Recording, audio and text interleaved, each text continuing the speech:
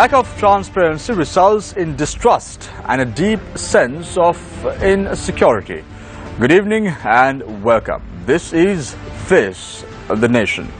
Tonight, our topic of discussion revolves around two important words: accountability and reconciliation.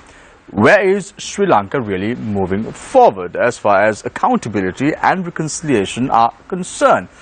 Just last week, there was a bombshell from the international community. The UN Human Rights Commissioner said in his report that there is a risk of the momentum towards lasting peace, reconciliation and stability being derailed. If that is the case, what has the government been doing since the 8th of January 2015 polls? There was a co-sponsored resolution at the 30th session of the UN Human Rights Council sessions in Geneva. The government co-sponsored the resolution alongside with the United States as well as the United Kingdom and other countries. Now there is talk of an extension on this particular resolution in question. Does that mean the government has to co-sponsor another resolution? What does it mean to you at home? Will we see an end to the problems? Will we see a way forward for Sri Lanka? Joining us this evening on our panel are Dr. Pakeso Saramurthu, Executive Director of the Center for Policy Alternatives. A very good evening and nice to have you on board, Dr. Saramurthu. Good evening. Also joining us this evening is Dr. Jehan Pereira, Executive Director, National Peace Council. Thank you very much, Dr. Pereira, for joining us this evening. Also joining us tonight is Mr. Shamindra Ferdinando, News Editor, The Island. Nice to have you on board as well, Shamindra. Thank you. Let's start off tonight's show with Dr. Jehan Pereira, Executive Director of the National Peace Council. Dr. Pereira, last week you were in Geneva as a civil rights activist attending the UN Human Rights Council sessions in Geneva. What exactly happened? The time starts now. The 34th session of the UN Human Rights Council commenced on, I think, the 27th, and it started with the UN Secretary General speaking, followed by the UN Human Rights Commissioner. That was on the first day, and the second day we had representatives of different countries speaking, including the Sri Lankan Foreign Minister. He spoke and made an initial statement to the UN Human Rights Council. So that's how the event began. Now Sri Lanka has put forward its position, and this matter will be further discussed later in the month. Now there was a report released by the Office of the UN Human Rights Commissioner, Dr. Pereira, and it says that there is a risk of the momentum towards lasting peace, reconciliation, stability being derailed. What does it really mean? Does that mean that the Sri Lankan government has not done enough? Well, in October 2015, the Sri Lankan government co-sponsored a resolution that was developed together with other countries in the UN Human Rights Council. And the government promised to do many things in that, including, I believe, setting up a Truth and Reconciliation Commission. It agreed to reform the laws, including the Prevention of Terrorism Act, to return land, various things which need to be done. But still many of those things have not been done. Some things have been done. For instance, an Office of Missing Persons has been set up. In addition, the government has come up with a witness protection law. The right to information law has been passed. So there are a lot of things the government has also done, and of course in an overall context there has been a tremendous improvement in the climate of freedom and lack of and absence of impunity in the country. So that's on the positive side, but on the negative side there still remains a lot to be done, meaning that a lot of the land that has been taken over from the civilian population in the north and east remains under army control,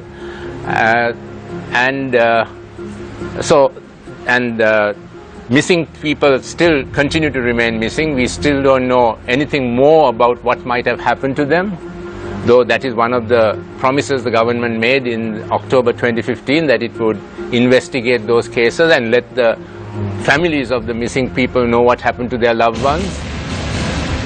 There is also not much progress in terms of reparations and compensating those who are victims of the war, and then also in terms of accountability.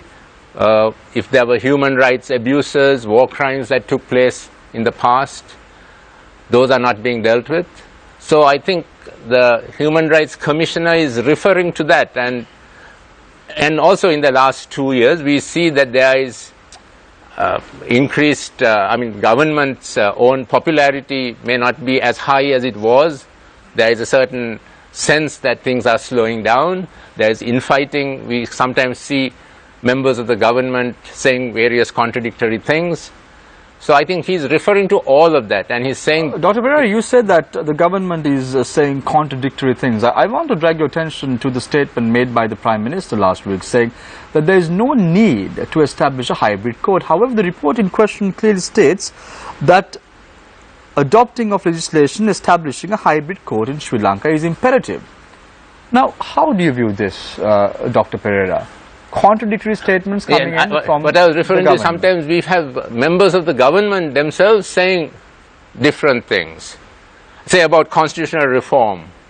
Some members of the government say there should be a referendum, and other members of the government say there shouldn't be a referendum. Some members of the government say we should not go beyond the unitary state. Other members seem to think that we should try and extend the reach of the concept. We should try and extend the concept of the unitary state a little bit more. So, when you speak of constitutional reform, let's talk about the hybrid court that was requested by the international community. Yes, the hybrid court. Now that is a request or call by the UN Human Rights the Human Rights Commissioner. He has made that call, and he's entitled to make that call, because and you can always say no. He's representing the human rights community. He is representing international standards, and so he is entitled to ask for the maximum, for what in his mind is the maximum. On the other hand, the government is the Prime Minister is the person who has to take the people with him. He has to maintain stability in the country. So he has to do what is possible. Politics being the art of the possible, he has to do what is possible. And in his judgment, it seems, he thinks that a hybrid court is not a political possibility at this time. Thank you very much, Dr. Jehan Pereira, Executive Director of the National Peace Council. I now move my attention to Dr. Pakeso Saramuthu, Executive Director of the Center for Policy Alternatives. What has the government concretely done, Dr. Saramuthu, over the last few years? Now, the international community says that there is slow progress being made, and now it raises the eyebrows of the people of Sri Lanka as to why did we go and co-sponsor a resolution if that is the case. What is the benchmark that the Sri Lankan government has to achieve in order to fulfill its obligations to the international community? Well, I suppose the reference point is always going to be that Resolution 30/1 of October 2015, which the government of Sri Lanka co-sponsored, and which contains a whole lot of measures that it pledges to do. They range from the sort of confidence-building measures to the identification of definite mechanisms for reconciliation, like the Office of Missing Persons, an Office for Reparations, a Truth and Reconciliation Commission, and the most controversial, the one that has attracted the most amount of attention, an accountability mechanism comprising of a special court and a special prosecutor's office. And the resolution explicitly states that there would be the proactive participation of foreign judges and foreign prosecutors. Now, in terms of the pledges that the government has made, that's what constitutes the commitment made internationally. What has it done? Most certainly, as Jehan pointed out, the government has released land. That was a major question. There's still a lot more land to be released. Very importantly, the context has changed in that the degree, the oppressiveness, the degree of surveillance, etc., has reduced. It hasn't been eliminated in its entirety, but it certainly has reduced. Your white van abductions and that kind of thing do not happen, but there are cases of torture. There are cases where you've had hapless civilians being subjected to a whole lot of indignities. The promise to repeal the Prevention of Terrorism Act, rather surprisingly, bizarrely, ended up with a draft which was even worse than the actual PTA. And this also happened with regard to the amendments to the Criminal Procedure Code. Yeah? Then you have, whilst they set up a consultation task force on reconciliation mechanisms, of which I was the secretary, in August 2016, they rushed legislation to Parliament, whilst these consultations were still going on the OMP. It was perhaps one of the most chaotic passages of legislation in the history of the Sri Lankan Parliament, but it went through. Now there are objections, and people say that all the amendments need to be put in. There are amendments supposedly coming from defence as well, and there is a new bill that is now going to be presented to Parliament. Now, the issue here is, of course, why not, since the legislation was originally passed, why not actually allocate a line ministry and allow the Constitutional Council to entertain nominations to that office? This is the first mechanism of the 4 that have been promised, and in a sense it's going to be the litmus test. So why isn't it being done, Dr. Saranamuthu? Why isn't it being done? I think it has not been done for the simple political reason that... What is the political reason? The powers that be believe, and I think this is particularly the case with regard to one part of the government, that the singular right-wing majority opinion will flock to the Rajapaksas if the process of transitional justice is commenced, because they have been told that transitional justice is the process by which war heroes are going to be turned into war criminals. And I think that part of the government feels that, in effect, that this constituency is a core constituency of its party.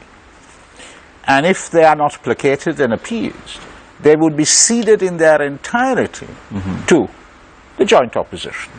And that could be fatal. Fatal also in terms of constitutional reform.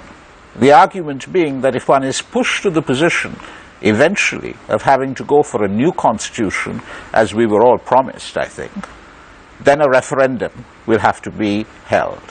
And that in that referendum, the government will lose, and one part of the government will show itself up in terms of the amount of support it has in the country at large. So there is this political logic that is being brought to bear on the whole question of transitional justice and constitutional reform and everything else.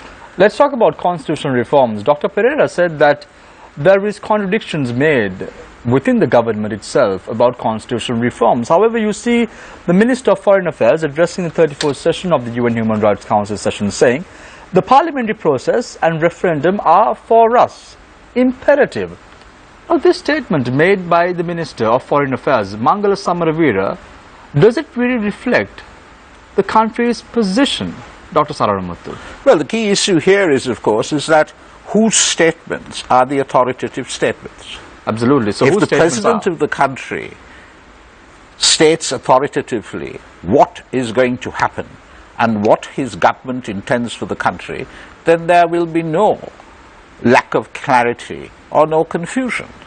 What we have is a situation in which, unfortunately, I don't think the President has stated categorically what the position is with regard to constitutional reform. If there is a clear statement, then we know that that's the authoritative one.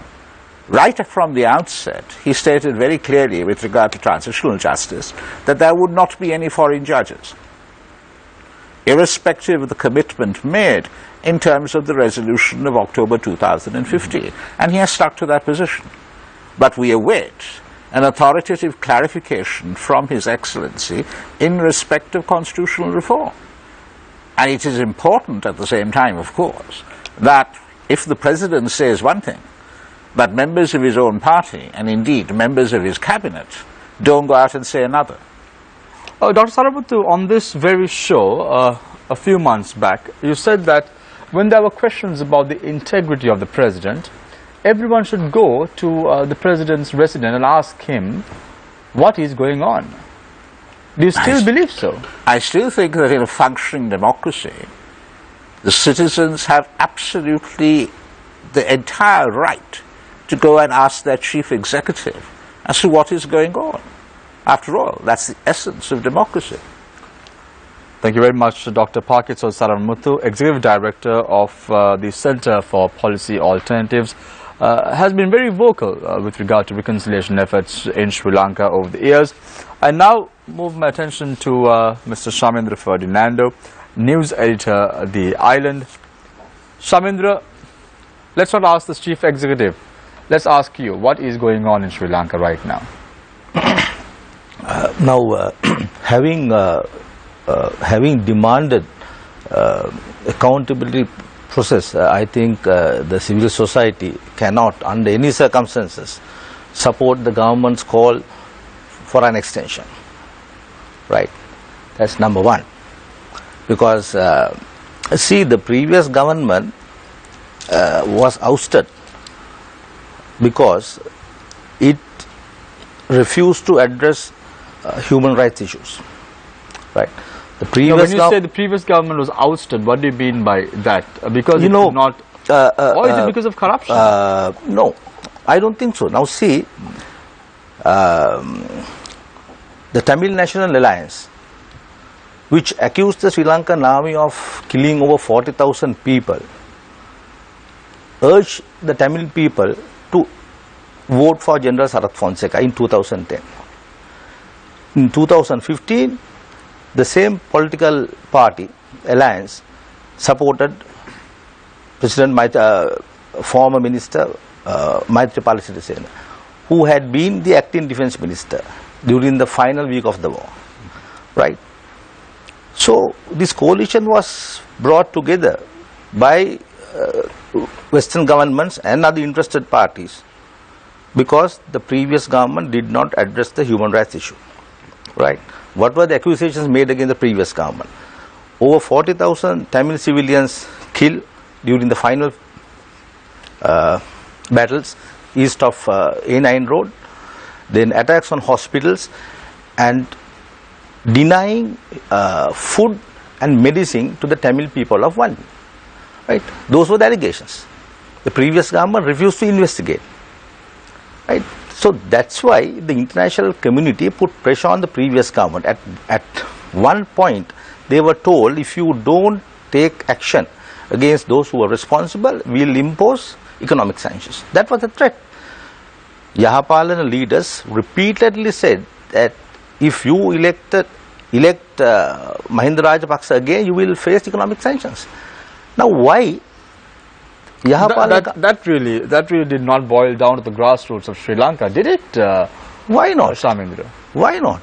You think the 62 million people thought that economic sanctions would be imposed on Sri Lanka? That is why they voted in favor of President Maithripala Sirisena? It also had a huge impact on the people.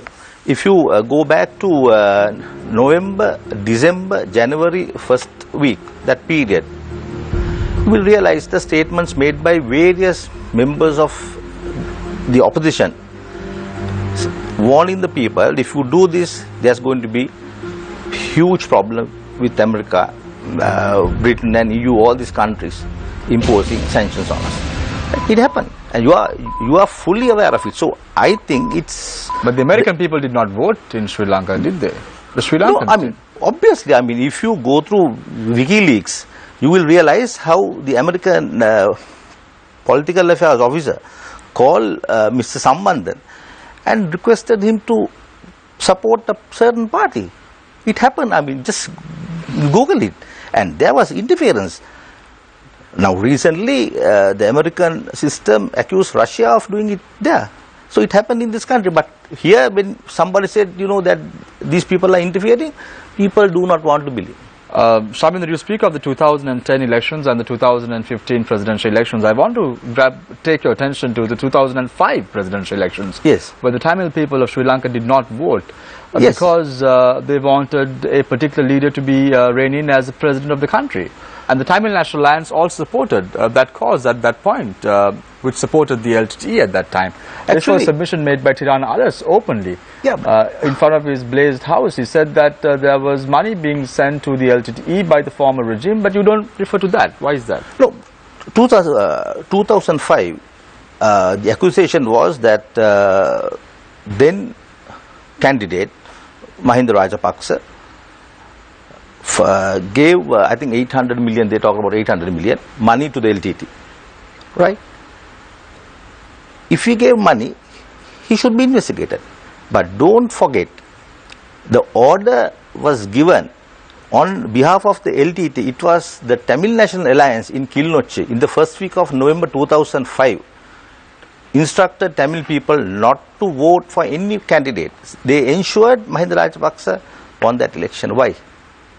So you mean to say even Mr. Sambandhan is aware of the UPFA leaders giving money to the LTT? So I think... Are you really telling me that he was not aware? No. I thought the statement was made by Mr. Sambandhan in Kilnoche. He said, don't vote. We don't vote for either Ranil Wickremesinghe or Mahinda Rajapaksa. You say the president, the former president, could be investigated for providing money to the LTTE at that point. However, the Chief Justice has taken many U-turns who was in power at that time. He initially said that he supported President Sirisena, then he came out and said that he spoke to a friend of his in Nugegoda, and then he changed his stand again. But is he the only person? How many times do you expect an individual like that to exercise his powers as far as this government can investigate. If they still believe that the former president gave money to the LTT, he should be investigated. Thank you very much, Shamindra Ferdinando, for your thoughts in the first round. We, of course, will be talking about what exactly happened during the final stages of the conflict, and does that warrant an investigation using foreign judges in the country? Transitional justice would also be a topic that would be discussed in length, as well as the Office of the Missing Persons.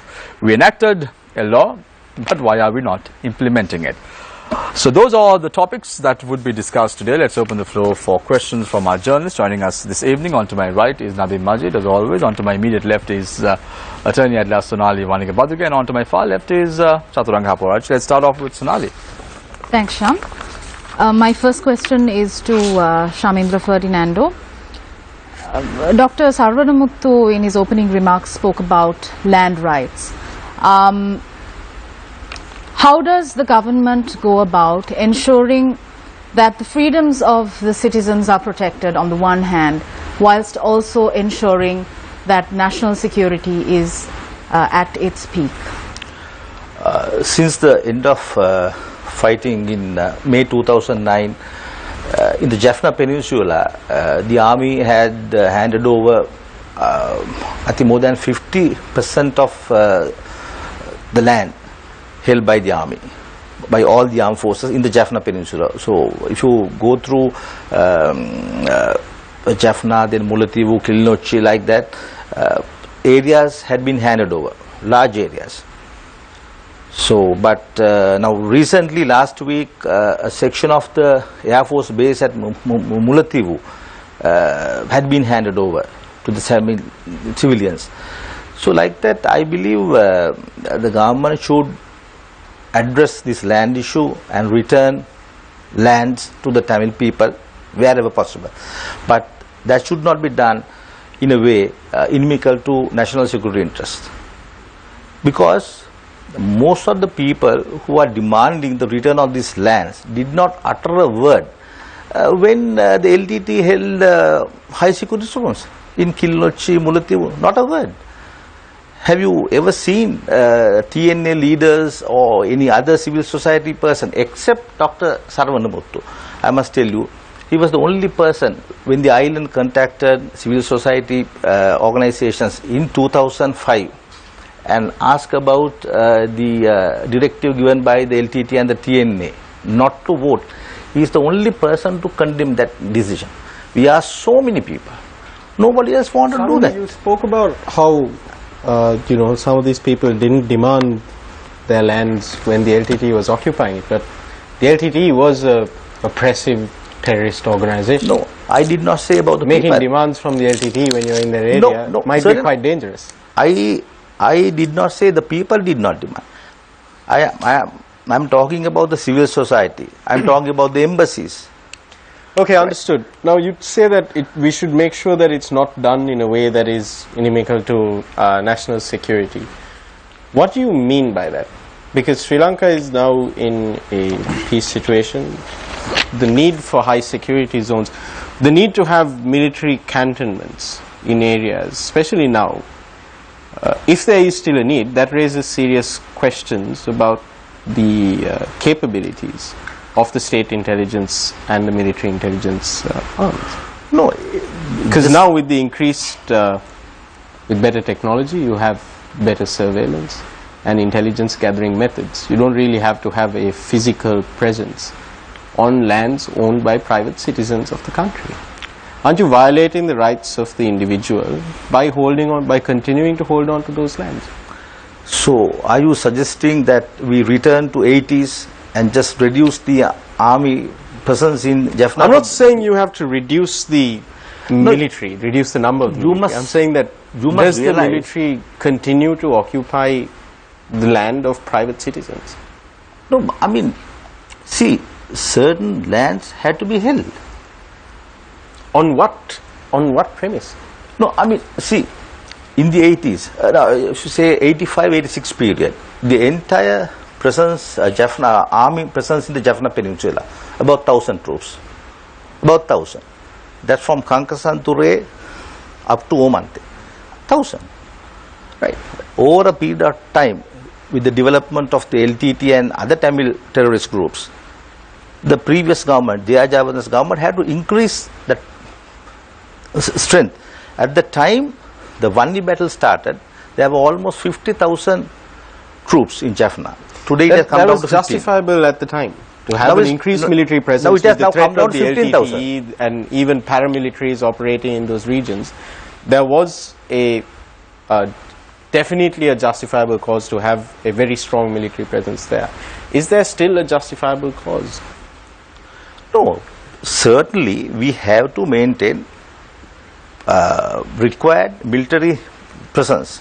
What do you see as Sri Lanka's biggest security concerns now, in 2016 and going forward in 2017? What are the biggest national security concerns facing the country? We don't have any external issue, definitely not. So, but the armed forces will have to maintain certain strength, certain equipment. You simply cannot, just because the war ended in May 2009, you cannot just stop using jets, or then you say that. Now I saw a letter written by Honorable Sambandhan to the President 3rd of this month. He says at that time LTT had heavy artillery, so you had huge bases in north, now you can reduce. So in a way he is right, but you cannot take the army, the entire army out of Jaffna. And I believe the UN Geneva has no right to decide the number of troops we have in Jaffna. Not decide the number right? of No, troops, but can't you relocate them to state-owned land? Why does it have to be the land that is owned by private citizens? No, I mean, there's plenty of state-owned land in the northern province where you can relocate the military. No country in the world allows UN or any other agency to decide the army strength in a particular area. I think only in this country. Now, the statement made by Prince Hussein in Colombo last year, he says that the troop presence must be reduced. Now, on what is the basis on which he says that army must be reduced? It is up to the government of Sri Lanka. Now it is up to President Sri Lanka and the Prime My Minister. question was not that the army should be reduced. There's plenty of state-owned land in the north. Why can't military cantonments be relocated to state-owned land? Why do they have to be on land owned by citizens of this country, privately owned land?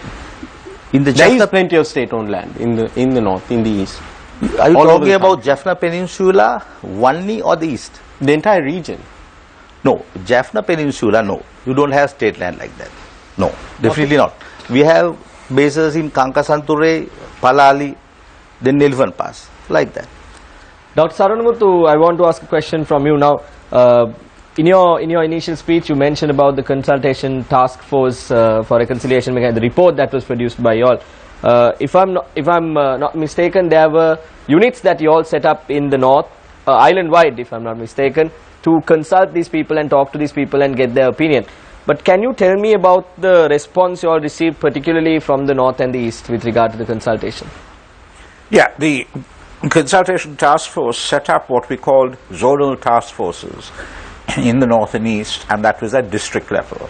We were advised by what we called a representations committee all over the country to help us identify people. The reason why we did it like that was because there had been commissions before, but there were commissions that went from Colombo and spoke to these people. So there was a sort of distance and an isolation. And people warmed to the idea that they could speak to people they trusted in a language that they understood.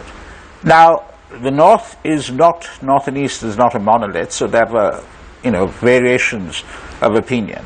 When we started off, and this was in the entire country, when we started off, there was a lot of anger, frustration, even suspicion.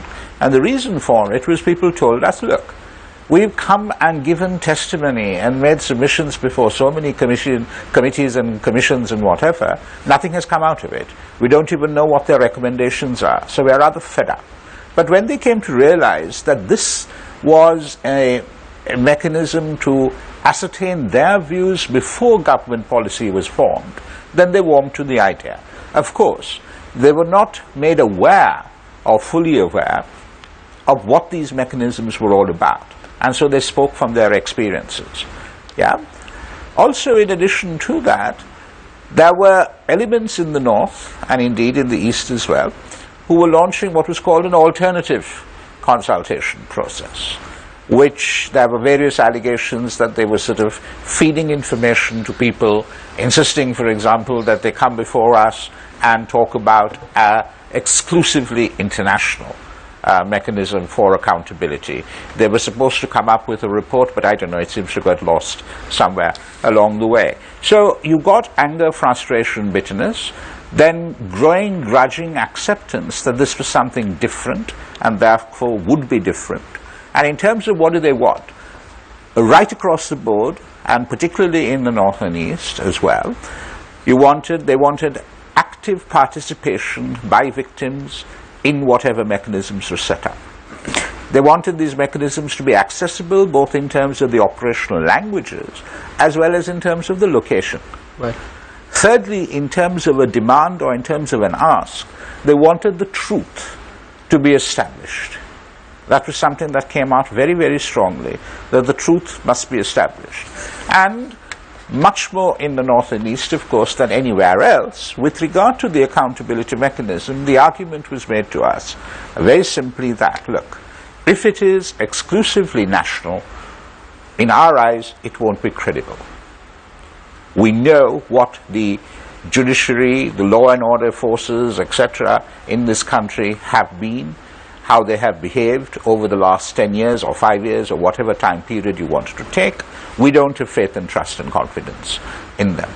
And therefore, we do require something that is not just exclusively national. With what you told me, Dr. Saranamuthu, I want to ask you this as well. Now, you brought in the example of how the Officer Missing Persons Act was passed in Parliament. So, when we do things extremely fast, the outcome becomes a bit sloppy. But when you do things slow and when you do it in a methodical manner, then the United Nations Human Rights Council becomes unsatisfied. How do you view this? No, the point is very simply this, is that whether you do it slow or whether you do it fast, you must do it right. Doing it right means what? If you have a process of transitional justice, who do you give priority to? Now, my answer to that question is the victims. They are the people who are most important in that process. It is an island-wide consultation. Its legitimacy derives not from one community, but from all communities. Now, they rushed the Office of Missing Persons legislation to Parliament in August. In September, there was a session of the Human Rights Council. And quite frankly, as far as I'm concerned, they rushed it because they wanted to go to Geneva and say, we've got legislation. That's not the way to do things. They rushed that legislation. They came and asked us for information that we had. We did share the information But that we had. But that was half done consultation. Our consultations concluded in October, November. They wanted us to then bring in civil society, and we said, certainly not. You want to talk to civil society in this situation? You go and talk to them. So there were hurried discussions, I think, on 2 occasions or whatever.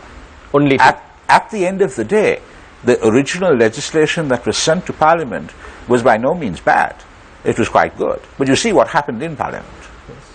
Yeah. It's botched. Now you have the actual legislation on the statute books, and what's happening? In light of further objections, they're bringing new legislation. So with all this, certain institutions that have been put in place by the government have been criticized by the UN report that was published recently on the 3rd of March, if I'm correct, saying that they're ad hoc. So one of the organizations was the organization that instructed you all to carry out the task force as well. What do you have to say about this? Yeah, you see, I mean, the High Commissioner and the special mandates of the UN look at what is happening in this country and make comment and observation. At the end of the day, what's more important is that it's unsatisfactory for us, the citizens of this country. You know, there was a lot of expectation that a permanent Office of Missing Persons would bring some kind of solace and closure to any number of people in this country, from any number of communities in this country, not just the North and East. Now it's botched. It's not going to happen, it looks like it. Right? It's a promise that has not been fulfilled, an expectation raised and dashed. Speaking of the Office on Missing Persons, you said that it was one of the most chaotic passages of legislation. In the report of the Office of the UN High Commissioner for Human Rights, at page 5, it says the OMP should be sufficiently resourced, promptly operationalized and linked to other transitional justice mechanisms. As someone representing civil society, I'd like to ask you for your input on whether you think that you don't really see anything good coming out of this, the OMP. How do you view this? I fully support the idea of an Office of Missing Persons. I fully support that idea. But all we have got so far is legislation that was rushed in August. Subsequent to that, everyone waited for it to be passed into law. It was passed into law. Everyone waited for a line ministry to be allocated, and then the office could be set up. That didn't happen. Then what did we get? We got the objections that amendments, there was no proper time for amendments to be made to the legislation, and now we're getting new legislation. There's a new draft bill, I'm told, that is being brought. Now, the process by which this is being done does not inspire a great deal of confidence, and unfortunately, even trust, as far as those, as far as all the citizens in this country are concerned, and indeed those most directly affected. So I am for the Office for Missing Persons, but do it properly. Also, the Office for Missing Persons is one dimension of the whole transitional justice process. There is the question of reparations, there is the question of a truth commission, there is the question of an accountability mechanism. How do these relate to each other? In our report, we asked for a clear concept paper and plan of action in respect of transitional justice. Explain to us how one relates to the other, what these functions are going to be. You can't cherry pick. I need to interrupt you for a second. I want to drag my attention to Dr. Jehan Pereira here. Dr. Pereira, you spoke about the possibility and politics. You drew a parallel on these two fronts. I want to drag your attention to the book written by Professor Stein Ringen about the possibility of politics, a study in the political economy of a welfare state. How far is this practical? Looking at the possibility of politics, looking at the welfare state concept, will a government survive in the future if this is the case? Can they do it? Can they go the extra mile? By pleasing the international community, trying to please the people of Sri Lanka, can they really do it? Can they survive? Well, the most important thing for a democratically elected government is to retain the confidence of the majority of people. So, whatever the government does or accepts that it will do has to be finally sanctioned by the people or in line with the people's thinking. So now, if the people are not in agreement at a certain point of time, then a challenge for the government would be to change people's thinking by showing them that what it proposes to do is good for the country, has to be done, and is also good. How do you know, how would you gauge the view of the majority of the people in a situation like this? What they want and what they don't want? Well, I think one way to gauge that opinion is to heed your own parliamentarians, your own members of your political party who have links with the people, and if they are feeling uneasy, then you might know that this is something that is going to be difficult to do. Other ways are, of course, through public opinion surveys. That is also a method that can be used. Now, there are three individuals in this panel, including yourself. The individual onto your left says that the military should not be completely removed from Jaffna. Shamindra Ferdinando says it. How do you view this statement now? Now, of course, I mean... Is that the thinking of the majority or is it the thinking of a minority? No, I guess the people... I mean, the military has always been in the north. The numbers are now much larger than they have been, but that was because there was a war. I think even the representatives of the Tamil people, the elected representatives, do not deny the legitimacy of the military remaining in the north.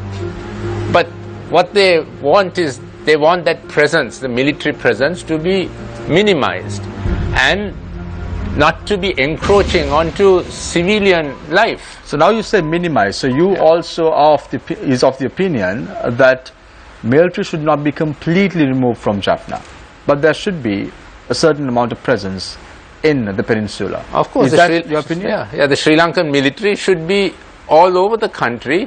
Wherever there is a national security interest at stake, they should be there, but they should not get involved in civilian life or intrude into the lives of civilians. That has to be minimized.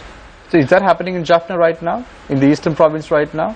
Unfortunately not, because the military is in occupation of large areas of civilian-owned land. Due to the war, they took over land as high security zones. But now, since the war is over, there is no need for all that land to be held. And I have seen myself, on some of the land, there are, agricultural plantations. On some of the land, I have seen them, there are recreation grounds.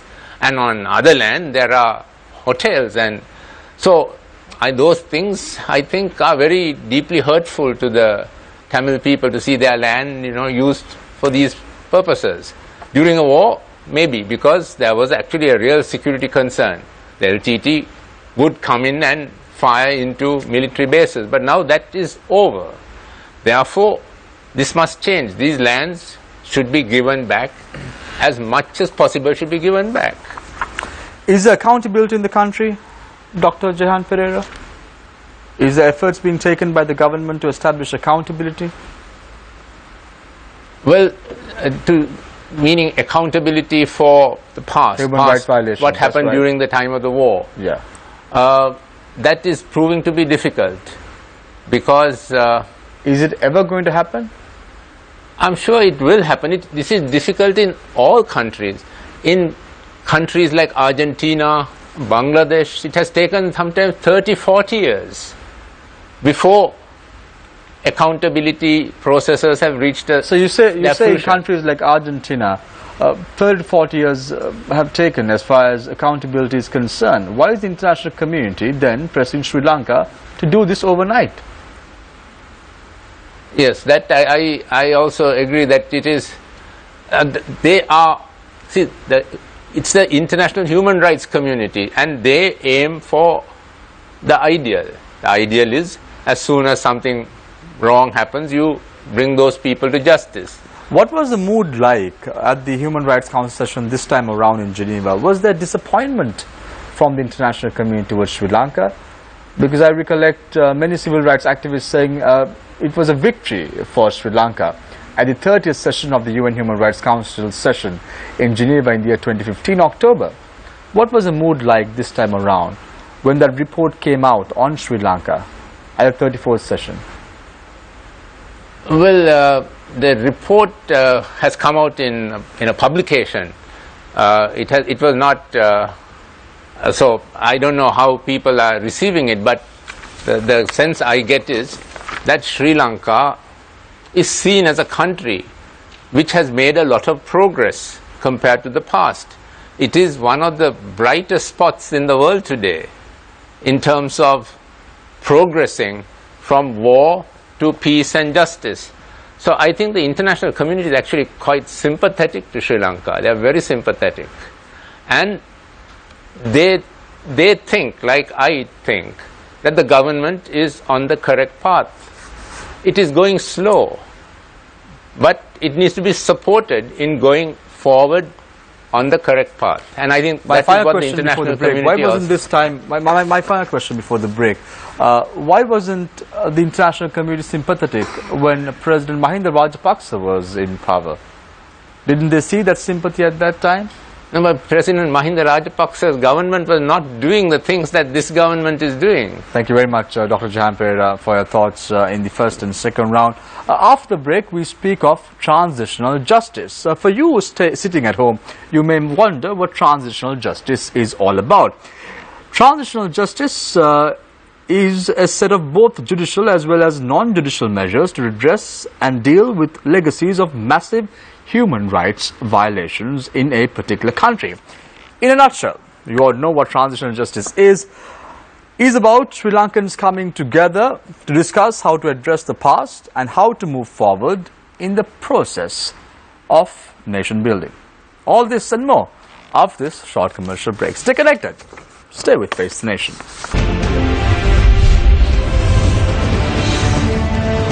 Welcome back. We were speaking of transitional justice. Just before the break, I want to drag your attention to the statement made by the Minister of Foreign Affairs in October 2015 at the 30th session of the Human Rights Council sessions. The Foreign Minister to the international community promised 4 officers as far as transitional justice is concerned. He said, a commission for truth, justice, reconciliation and non-recurrence would be established. He also said an office of missing persons for truth seeking would be established. He said a judicial mechanism with a special counsel will be established and an office for reparations would be established. Dr. Saranamuthu, none of this has been established since 2015. Well, what we have, as we discussed earlier, was legislation with regard to the Office for Missing Persons sent to Parliament in August of last year and passed. Then it lies there for a number of months until today, when we are told that there is going to be new legislation incorporating certain amendments. I haven't seen this draft bill, so I can't comment with regard to it. So one can only conclude that the haste, the rush in August was because there was a session of the Council in September and they wanted to show that certain progress had been made. But that there are other political imperatives or exigencies that seem to have intervened to put all of this on the back burner. My understanding is that the government wants to prioritize constitutional reform and that it feels that any movement with respect to transitional justice might impact adversely on constitutional reform. So you mean to say that the government is fearing that it will lose political momentum if it is to implement these 4 officers in question? Yes. So That they will come how in is for the a lot of government going to political go flack. about? How is the government going to go about? Now they've requested for an extension from the international So community. you've got 2 years, which will, well, we haven't got it as yet, this is the request, which will take us to March 2019. Now, in the intervening period, presumably, the process of constitutional reform is going to be taken to its culmination. Either we are going to get a new constitution, or we are not, because it might be defeated at a referendum, or the powers that be have decided that piecemeal constitutional reform is infinitely preferable and more feasible than a whole-scale new constitution. So we might get amendments which do not attract the referendum clause. I'm not quite sure what the extent and nature of that constitutional reform could conceivably be, but all of this has to be worked out. And my bet is that, my guess, is that if it's going to happen, it's going to happen this year. My question is very simple, Dr. Saranmuthu. If that is the case, if the government is requesting for an extension, and if it has already realized that it cannot establish these 4 officers in question, why does it request for an extension? Because I suppose it still holds out the hope that if there is a concerted campaign by the President and the Prime Minister, by the SLFP and the UNP that goes out into the country and says, look, this is a historic opportunity. We are the 2 main parties in this country, and we both have come to the decision that a new constitution is required, and these mechanisms are required for transitional justice, which is indispensable to meaningful unity and reconciliation in this country.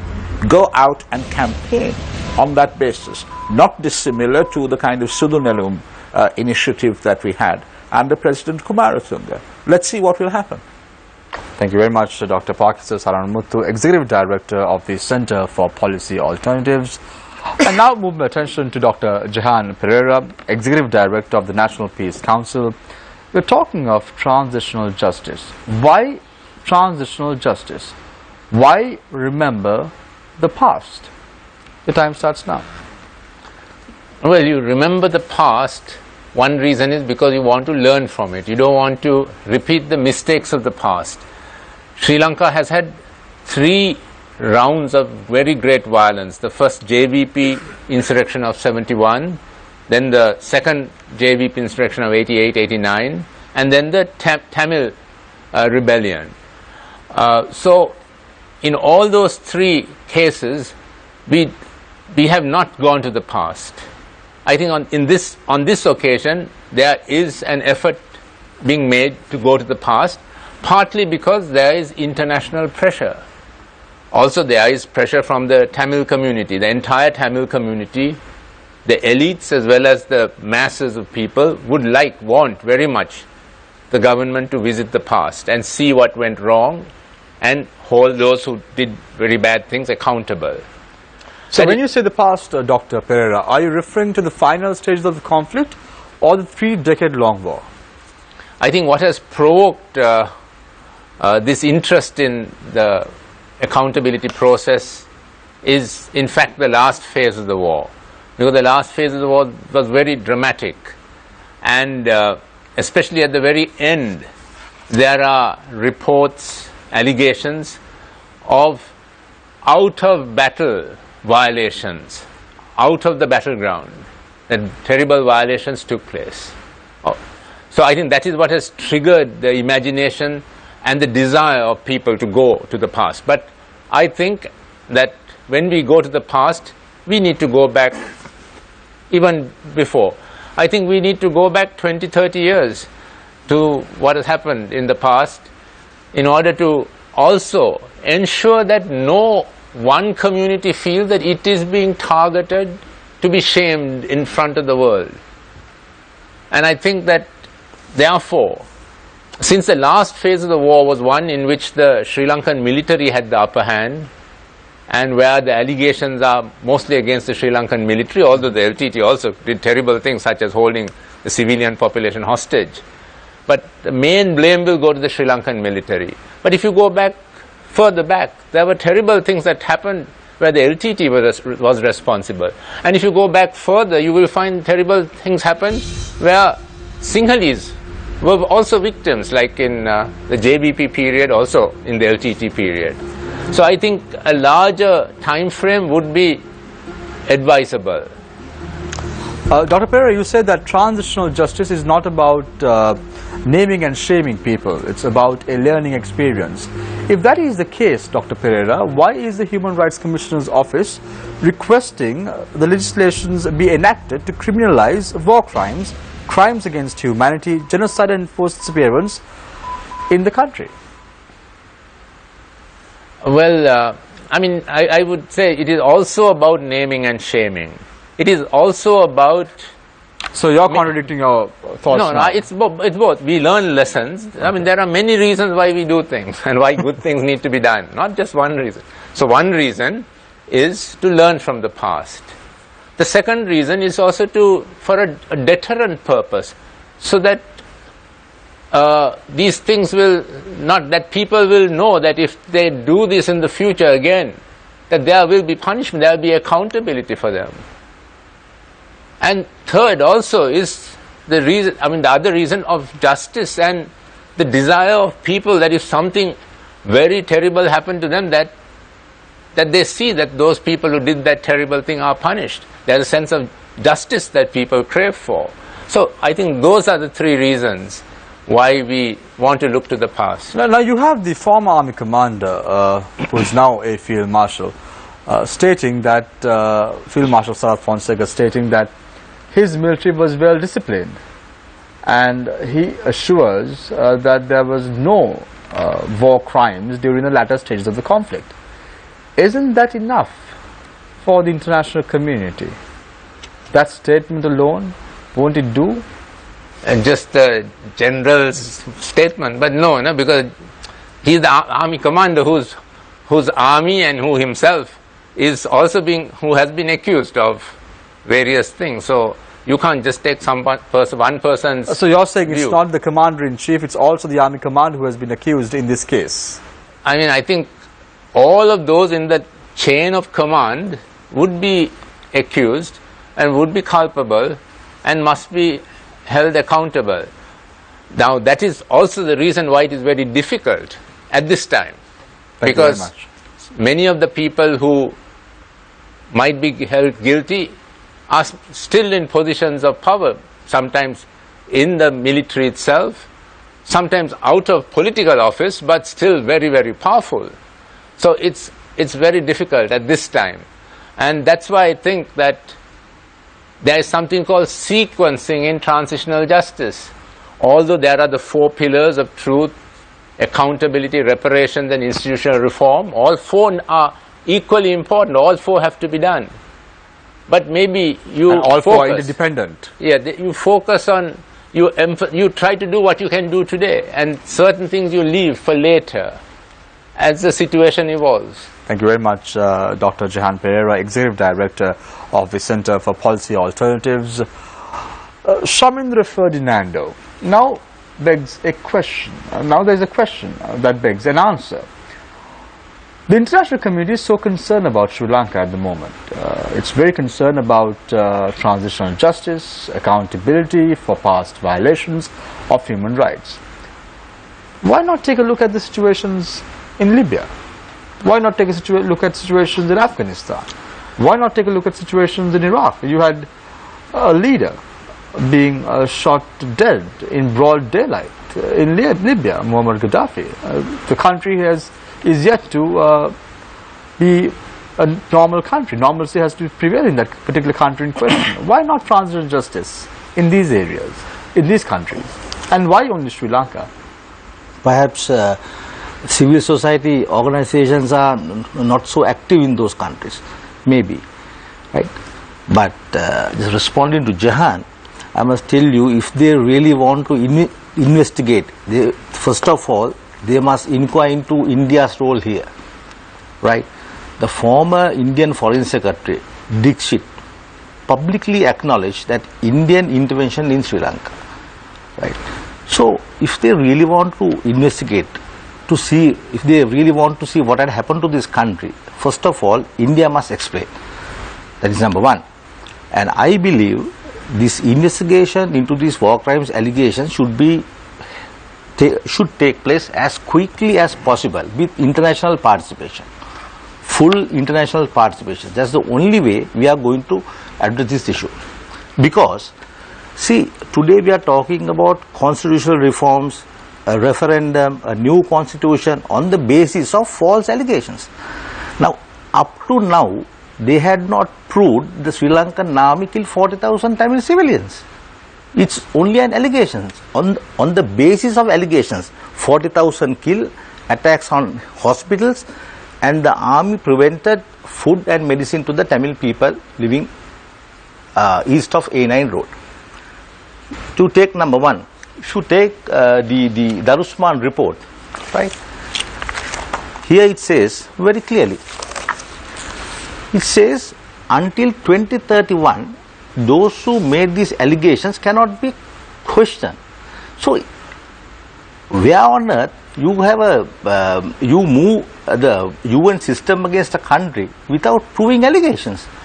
Okay, They say let's talk that about 2,300 people gave evidence against the government of Sri Lanka, I mean the previous government, but they cannot be questioned, their names cannot be revealed until 2031. So how can we investigate?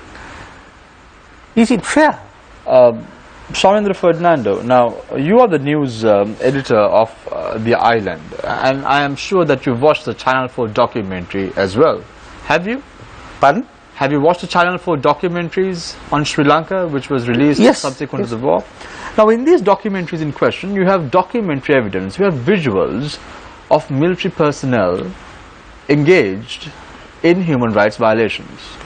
You see the faces of these army personnel as well. Now, you wanted evidence. You have evidence there. Why not take action against those individuals in question and then move forward? Why not at least take a step forward? Certainly, the previous government made a huge mistake by not taking action. I totally agree with you. Right? It was not the policy of the Sri Lankan state to kill people. But of course, violations took place and all those responsible for such actions should be punished. So you are in agreement with Dr. Saranamuthu as well as Dr. Pereira with regard to actions being taken? I totally agree with his report that there should be international participation very publicly, because all the people who have information must be asked to come and give evidence. Now, as an example, I can tell you the allegation that the army and the navy prevented food and medicine to the Tamil people in the area under LTT control from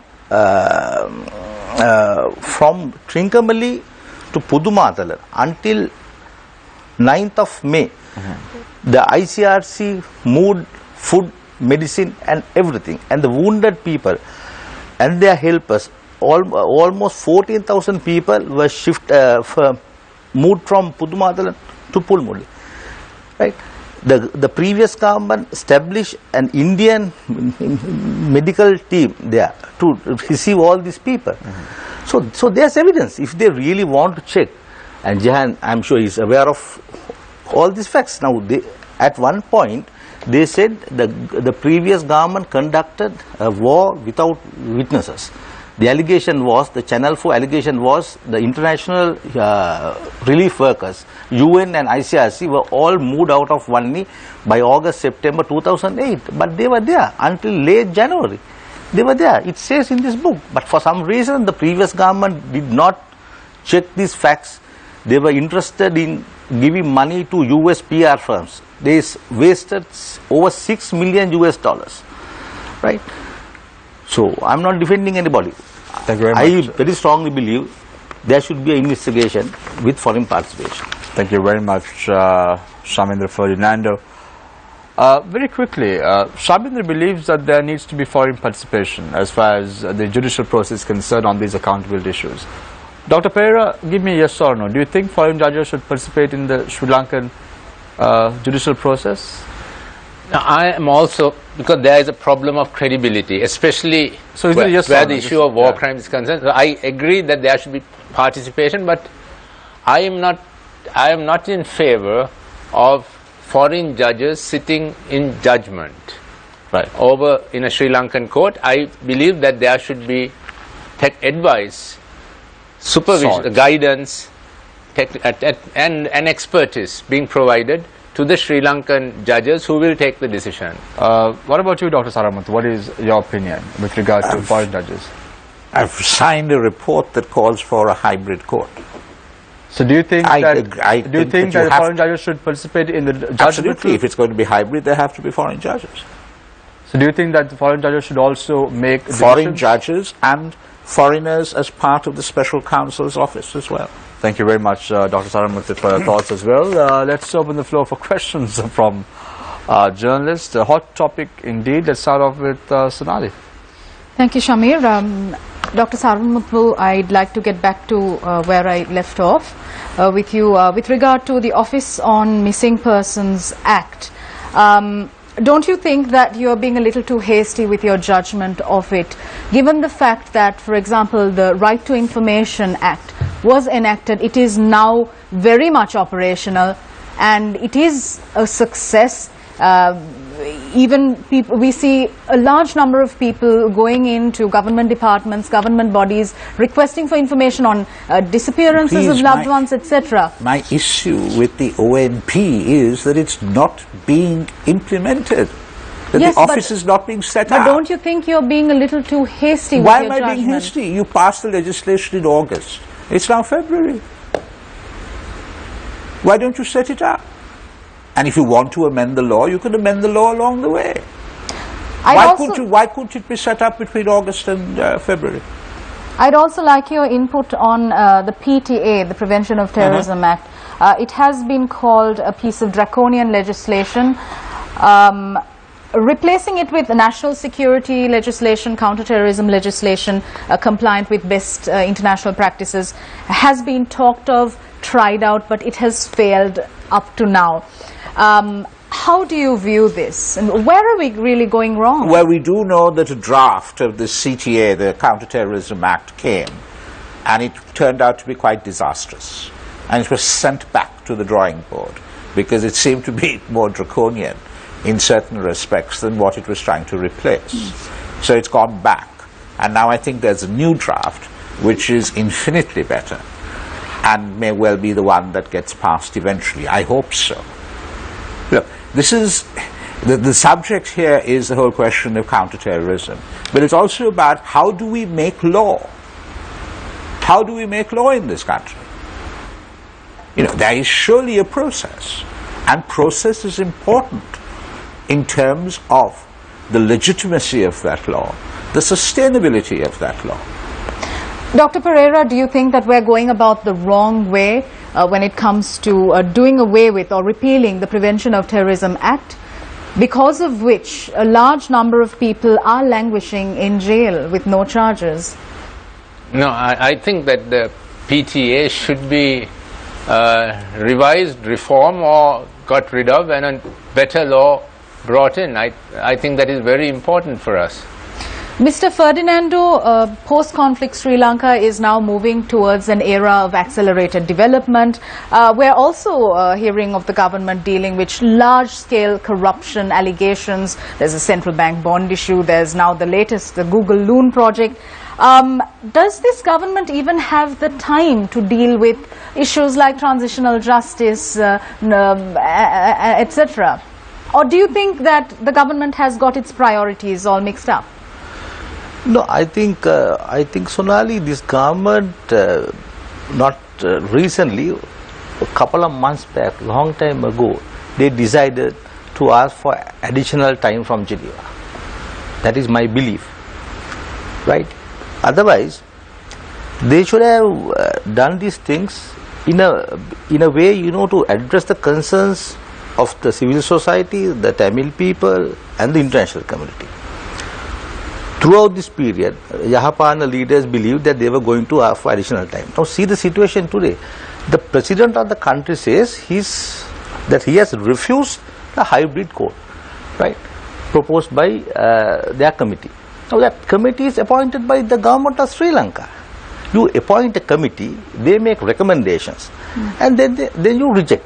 Right, that report was accepted by the former President Chandrika Bandaranaike. But that is okay, Mr. Ferdinando. It is a recommendation at the end of the day. No, see, before that, this government co-sponsored a resolution in Geneva and agreed to this setup. And in America, in Washington, Honorable Sumandiran very clearly said this government agreed for this. Yes, Dr. Saranamuthu, what is your response to I that? want to clarify something about the hybrid court. To begin with, the first time that the government of Sri Lanka committed itself to a hybrid court was in the October resolution in 2015. So even before the consultation task force came out with it, they had committed themselves to it. The hybrid court was first mooted in the report on Sri Lanka that was done under the aegis of the Office of the High Commissioner. That was to come out in March of 2015, and the government at that time, the new government, asked for an extension, asked them to postpone it till September because they didn't want transitional justice to be an issue in the August elections. Okay? As far as the consultation task force report is concerned, I'm fully aware and cognizant of the fact that, look, we can produce recommendations. The government doesn't have to accept them. But perhaps the government needs to explain as to why it's not accepting our recommendation A and perhaps accepting our recommendation C. So who's the government responsible? set us up as a task force, but the government left us alone, and this must be very clear. The government left us alone to do the job that we were supposed to do. There was absolutely no interference and absolutely no direction from the government in that respect.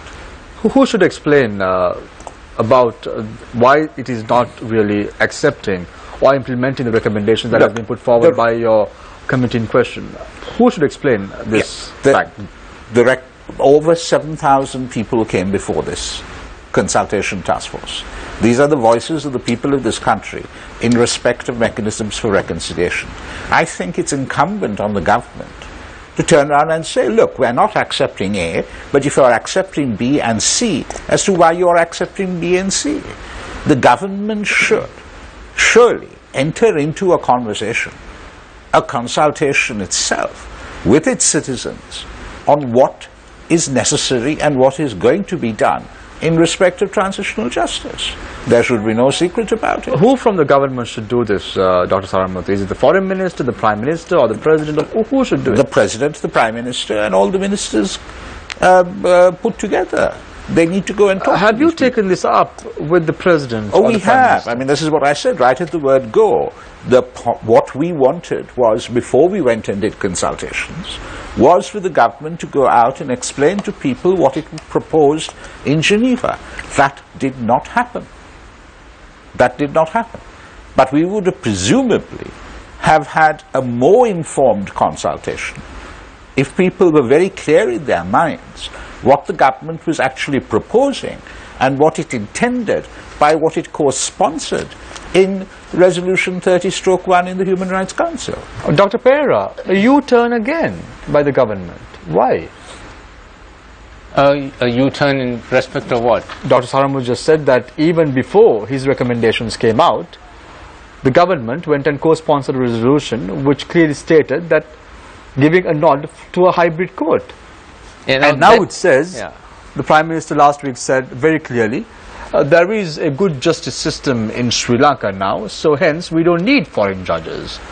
What the government co-sponsored in Geneva in 2015 was the participation of foreign judges, foreign and Commonwealth judges and prosecutors and researchers in a Sri Lankan judicial mechanism.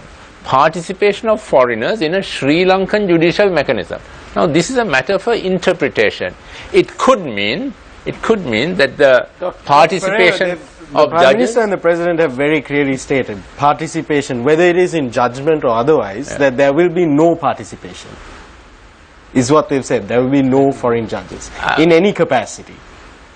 I'm not sure. At least that's what I'm understanding from the language I'm that they're not quite using. sure what they mean by no But if you're going to- participation. So then we come back to the point where they have to explain I it. need to hear Shamindra's and Dr. Saranmuthu's thoughts on this. But I'll first give the backing to Dr. Saranmuthu and come back to you, Shamindra.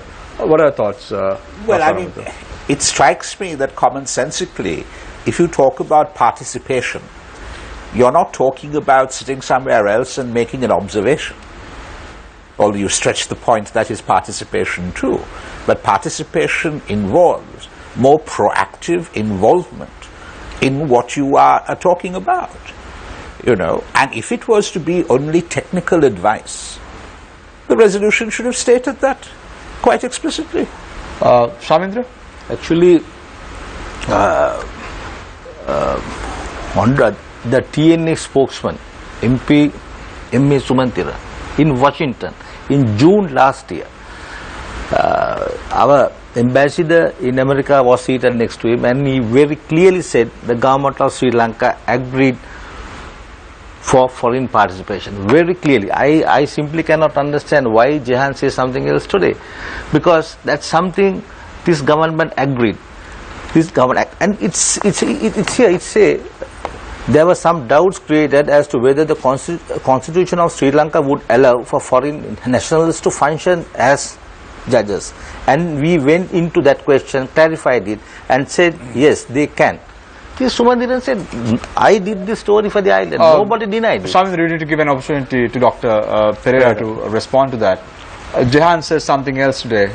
No, The exact word of No, Shamindra. what I'm saying is that the word participation is a matter for interpretation, and perhaps the UN Human Rights Council, in its wisdom, left that open for Sri Lanka to decide when the time comes. Then why would it say that adopting legislation establishing a hybrid court? That is the UN High Commissioner for Human Rights. He's a bureaucrat. The Human Rights Council is the governments of the world. So they So don't they are want different. They are different from an administrator. Human Rights Council, he has a very important role. He is there to ensure that international standards are met. But he is not a politician. But isn't The politicians Human Rights have left it. Commissioner's, isn't the Human Rights Commissioner's thought reflect the Council's general opinion? We will see it in. Isn't that the case? Let's put everything aside.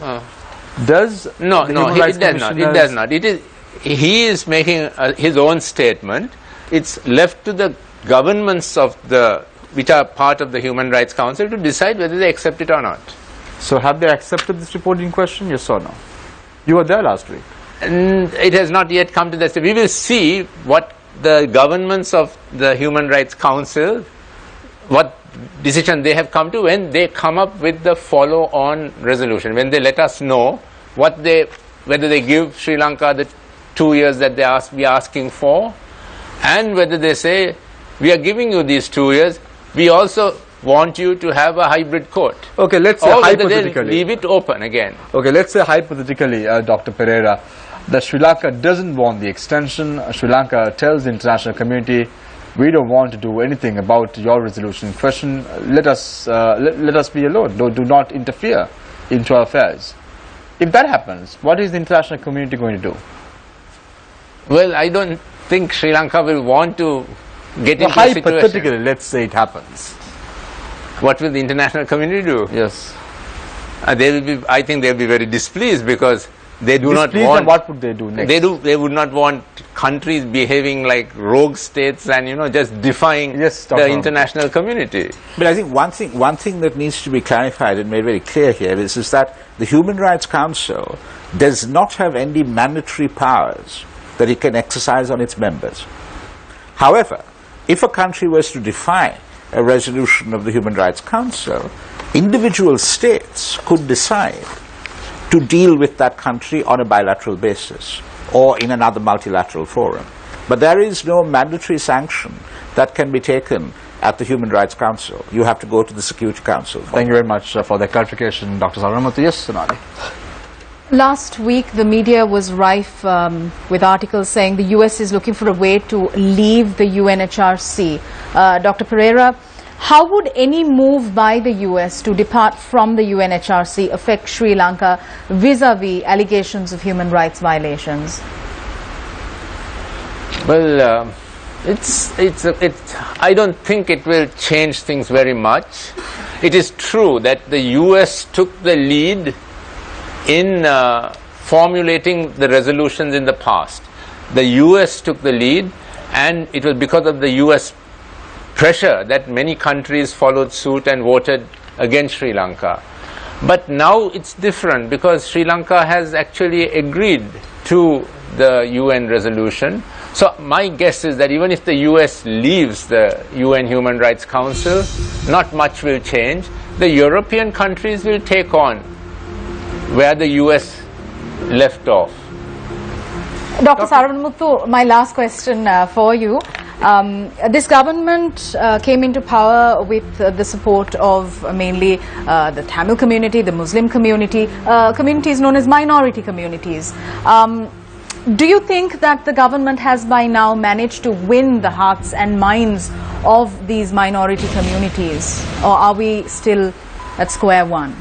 No, I think what has happened is, I think the government is running the risk of losing the support of the coalition that brought it to power in 2015. Now, this doesn't mean that these people are deserting this government to join the JO. What might well happen, which is equally bad in my opinion, is that they may stay at home.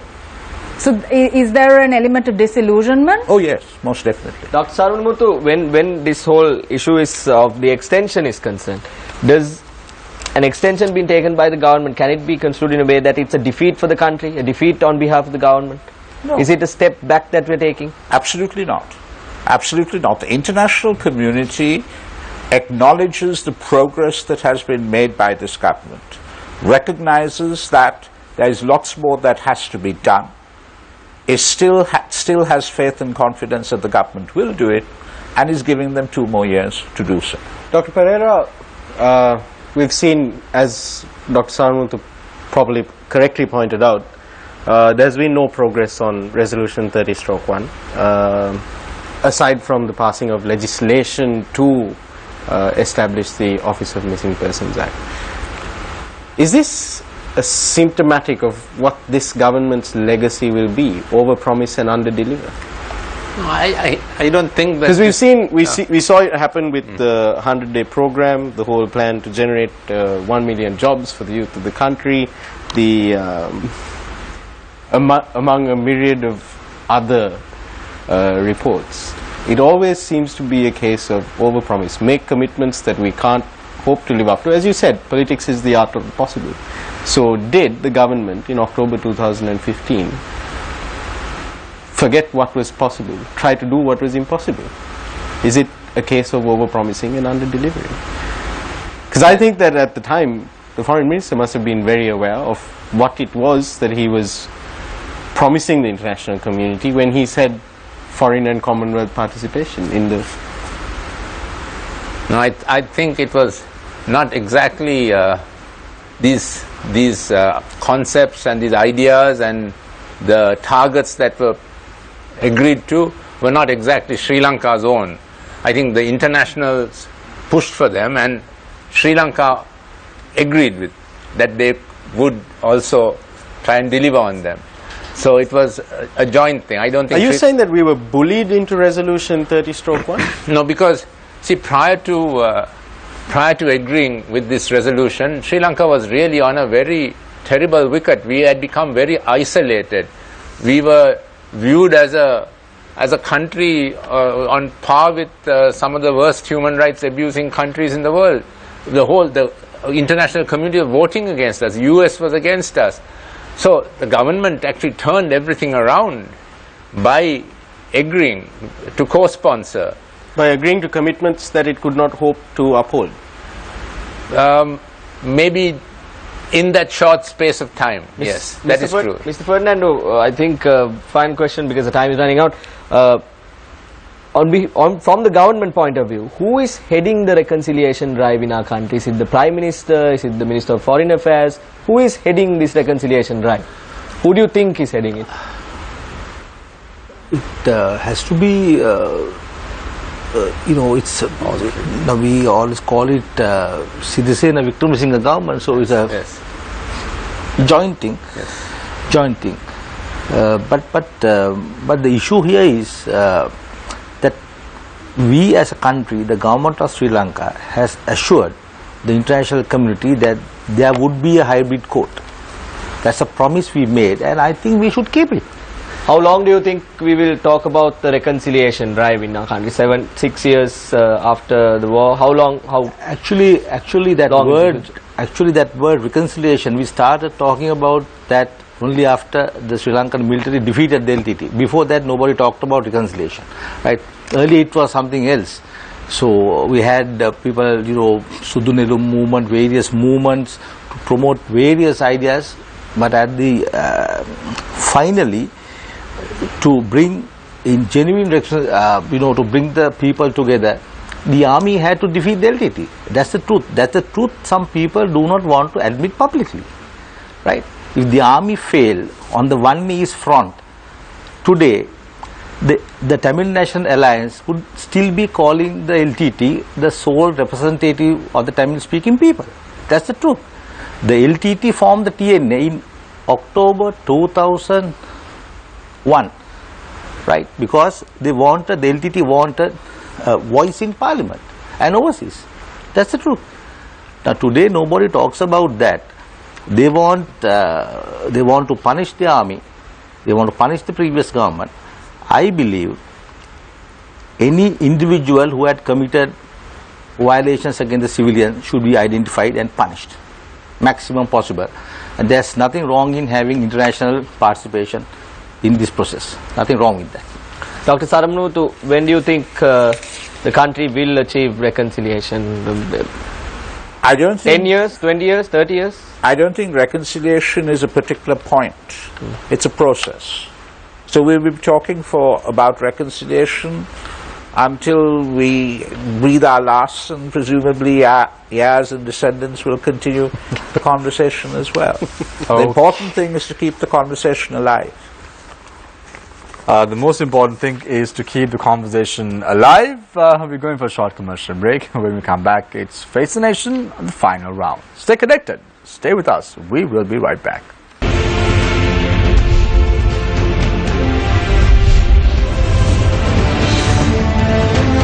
Welcome back. This is Face the Nation, the final round. Let's start off the final round with Shamindra Ferdinando, news editor, The Island. Shamindra, what must the government really do? Let's not criticize. If you want to criticize the government objectively. What must the government do right now? I think the government should proceed with resolution 30/1. The promises given to the international community should be honored. They should not ask for time, but take every possible effort to address grievances of the Tamil speaking people.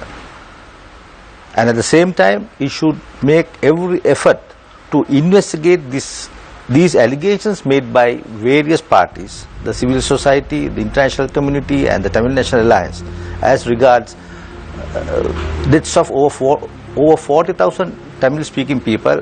I believe so many people did not die there, because the Amnesty International says it's only 10,000. And there's a UN report which deals with the situation there from August 2008 to May 2009. It says 7,700 odd people. So I think all this should be investigated, and effort should be made to identify the exact number of people killed, the civilians killed. Implementing the resolution in question in October 2015, will it affect the government's political momentum in the long run? I think so. And then you still say that the government should. That is why the previous government did not address this issue. It felt if they accept proposals made by the civil society and the foreign governments, there could be trouble. So the So previous you will not see the present government implementing the resolution in question because it's going to lose ground at the end of the day. no, ultimately, no, this pressure will continue because the civil society will put pressure. The Tamil diaspora will put pressure because there are a lot of Tamil people who can vote in Canada, Germany, then Australia, UK. They'll put maximum pressure. That is why the French and the British foreign ministers in 2009 early part visited Colombo, met former President Rajapaksa and appealed to him, stop the war. The former president refused. Thank you very much, Shamindra Ferdinando, news editor of The Island, Dr. Jehan Pereira, Executive Director of the National Peace Council. What must the civilians do now? Watch and wait and accept what the government has to say? What is their role? What is the role of the citizenry in a situation like this? Yeah, the role of the civilians, of civil society, which is the organized segment which tries to reach out to the larger community, is precisely to take up these issues of transitional justice and, first of all, understand what they are, disseminate them to the larger society. Sometimes politicians are not doing it because it is difficult to take this message, to take a message of concern and care of another community. That is what really we are trying to do here. We are looking at those who are victims, who are not of our community, and trying to do something good for them.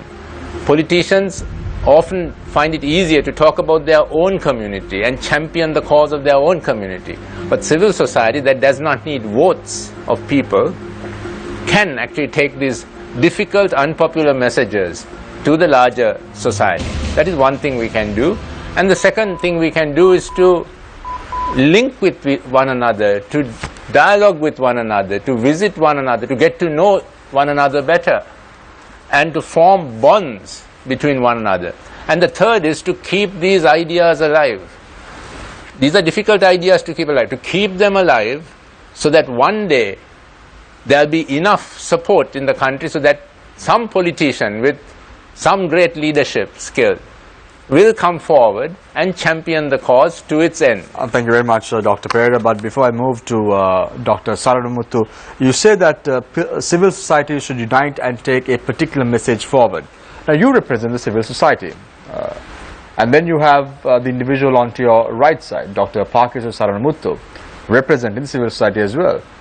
But you all have two different voices, two different opinions. And how do you expect you all to unite and take a particular message forward?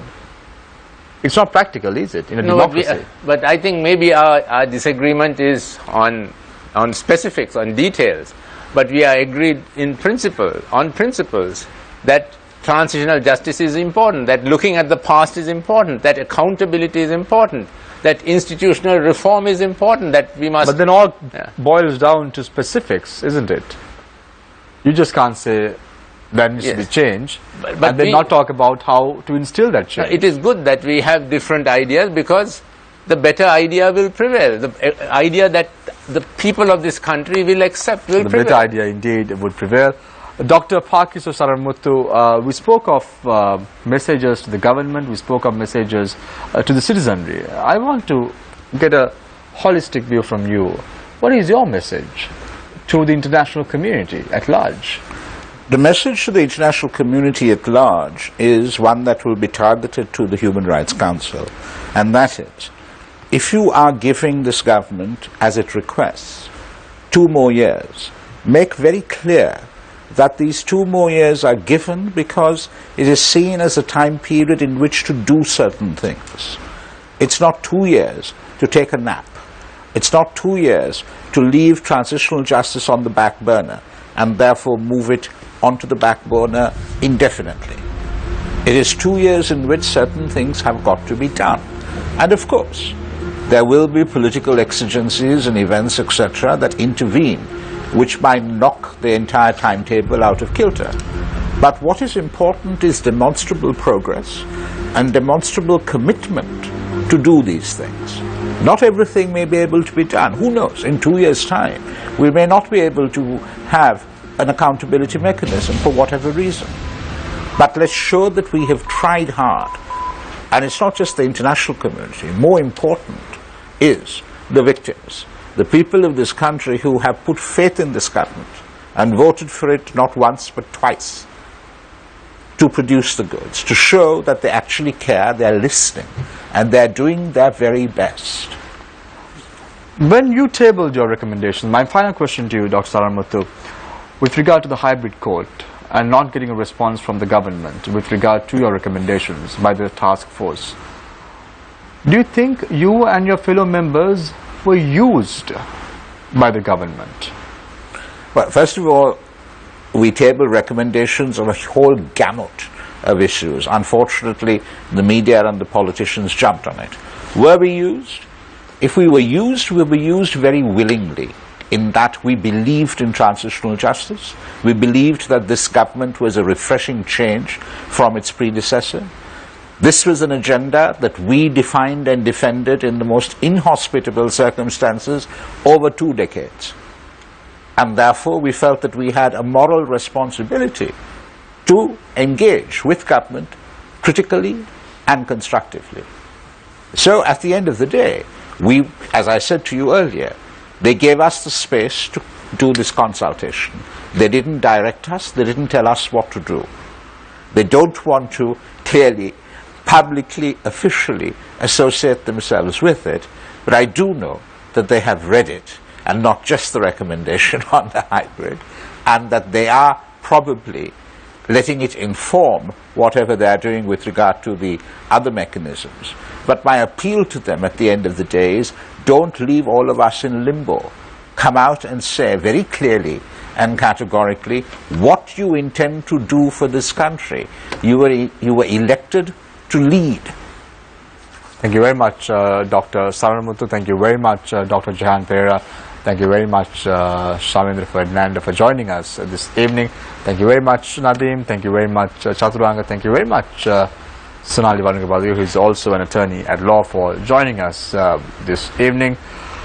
I leave you with a thought, the final few words that struck me from Dr. Pakiswar Saranmuthu's speech. He says, "Do not leave us in limbo," a message to the government. My final thoughts for the day: it is not only what we do, but also what we do not do, for which we all are accountable. Take care and good night.